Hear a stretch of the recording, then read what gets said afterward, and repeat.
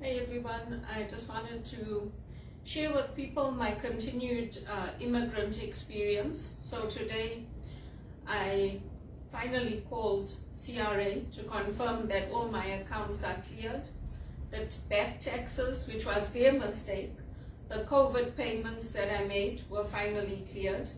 Don't worry about it, just take the money. We know people need it. Now they're putting so much pressure on people, individuals and organizations, to pay that money back.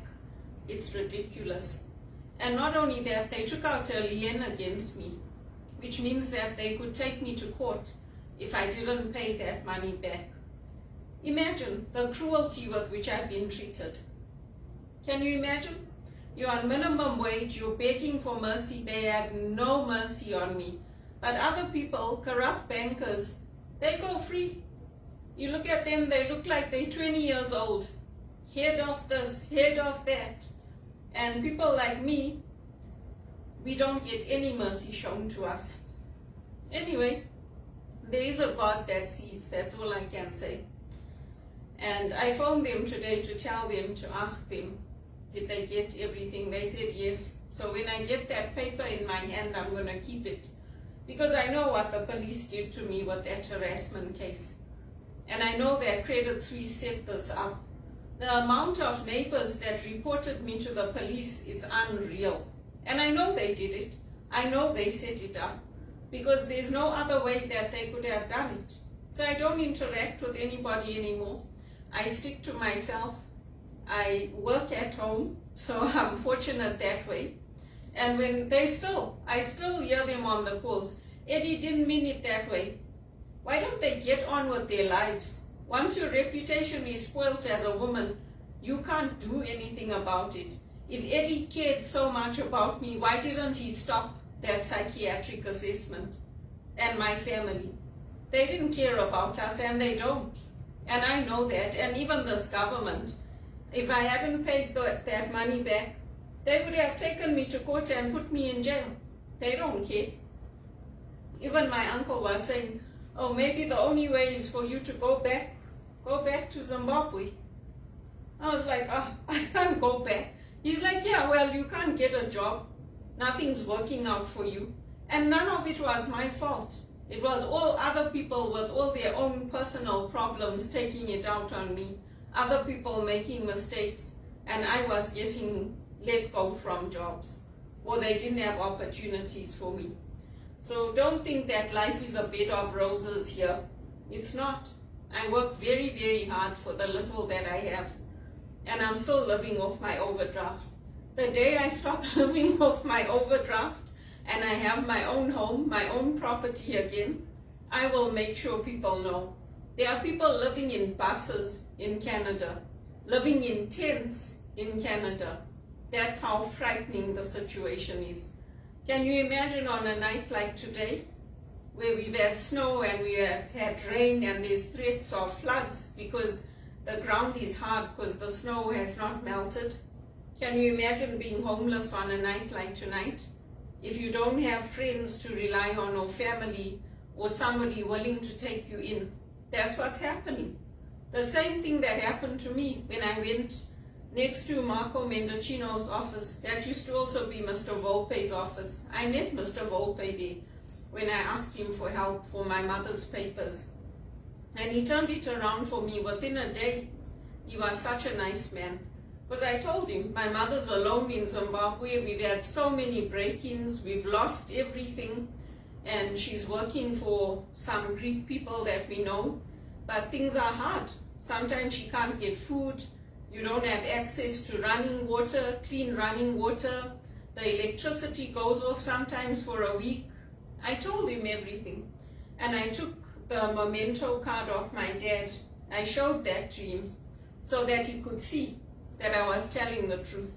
Because when you come here from Zimbabwe, nobody believes anything you say. So I took that memento card of my dad's, I showed that to him, I took some pictures, and I went by myself to meet him. And Mr. Volpe said to me, why do you want to meet me? You spoke to my secretary. So I said, no, because, you know, my mother's papers we've been waiting a long time, and I want her to come to Canada and she's ready to come now. Before she didn't want to leave Zimbabwe because she loves Zimbabwe, but things are really terrible now. And I explained everything about how my dad died when we were small, we were children, and how hard things were for us. And he said to me, I'll see what I can do. And then they called me the next day. They said, you went to meet with Mr. Volpe? I said, yes. He said, the papers are ready. Tell your mother to go to Harare. So that's why when I say, if the people, all these people that hurt me, that did me down, that had the neighbors watch me, that had the church watch me, that stabbed me in the back, that were worried about Jane Green, instead of worrying about me, because I was in the junior position, what do they care? They're earning their mega bucks, they've got big connections. What do they care? Instead of people worrying about me, they were worrying about Eddie and Jane and sending me to do the psychiatric assessment. That's why I say, all those people, they should remember me. All these people I worked with at TD who are now in big, high-powered jobs. BMO, they're working at BMO, at TD, at Credit Suisse, at HSBC. I want them to remember me because I was a really good executive assistant to them. And they don't care. They don't care that I'm sitting in minimum wage. Today I had a call. The guy was flushing the toilet while he's talking to me. They're doing their business in the washroom and they're talking to me on the phone. Can you imagine how disgusting that is for me as a woman? I can't even begin to tell you how revolting it is. And it was one of the first calls I took this morning. So I am not impressed. I'm not impressed at all. I'm looking forward to the day when I get back into a good paying job, an executive assistant job. And I don't just want anything. I want a job where people are going to treat me with the respect I deserve and treat me like a lady, not treat me like I'm one of the guys. So, yeah, I hope they all remember me because they all knew what my mom was going through. I used to tell the people at TD that I worked with. Not one of them has reached back to say, hey, Belinda, we're considering for you. Send us your resume. We'll pass it on to our contacts. Not one. And even in the church, if I got a job in the church, even that would be nice. But for now, I take what I have. I do my best. And all the customers said to me, thank you for helping me. You're really nice. You're compassionate. You're kind. Nobody else helped me. I might not get all the accolades from my supervisors every day, but all my customers tell me that. So it's a hard job. Sometimes you think a call is going to be 2 minutes, you'll end up sitting 20 minutes on the call, 25 minutes on the call. And you get paid minimum wage for it. Ours gets paid the least in teleperformance. Google and all that, they all pay 50,000 and above. But we get paid minimum wage. Anyway, you can see hard work, you can do things, and with faith and with trust in God, you can do the impossible. But you have to work hard, you have to sacrifice. And with me, I was determined to finish my master's. It took me 7 years, but I was determined, I finished it.